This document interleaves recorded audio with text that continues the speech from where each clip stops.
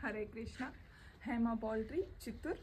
మనకొచ్చి నిన్న నైట్తో అంటే ఆదివారం నైట్తో కోడి పిల్లలన్నీ డిస్పాచ్ అయిపోయింది. ఎంటీ ఫామ్స్ ఉన్నాయి. మనం వచ్చి మండే వచ్చి వాళ్ళు చెప్పలేదన్నమాట ఫీడ్ డిస్పాచ్ చేసేకి. మంగళవారం చెప్పినారు. మంగళవారం ఈవినింగ్ లోపు ఫీడ్ డిస్పాచ్ చేసేసి బుక్కులు వచ్చి కంపెనీలో అదే ఆఫీస్లో రికమెండ్ చేసేసినాము. తర్వాత ఇంకుండేది వచ్చి వేస్ట్ పొట్టు. ఇది వచ్చి మనకి ఈరోజు రేపు క్లియర్ అయిపోతుంది.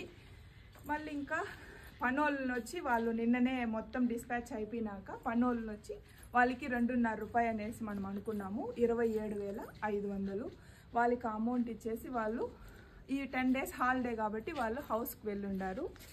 ఈ 10 డేస్ ఆఫ్టర్ మనం ఈ ఎరువంతా ఎత్తిన తర్వాత మనం ఇంకా షెడ్ ప్రాపర్గా మళ్ళీ క్లీన్ చేసుకోవాలి, సున్నం చల్లాలి, మళ్ళీ నెక్స్ట్ బ్యాచ్కి మనం ప్రిపేర్ చేసుకోవాలి. కొంచెం మనం సామాన్లన్నీ ఫీడ్ రూముల్లో పెట్టుకున్నాము. ఇది వచ్చి ఎరువు ఎత్తిన తర్వాత ఈ సామాన్లు కడిగితే ఏ డిసీజ్ అనేది సామాన్లకు ఈ ఎట్లా దుమ్మంతా పడుతుంది. సో మనం ఈ ఎరువు ఎత్తేసి సామాన్లు కడుక్కొని పెట్టుకుంటే బెటరు.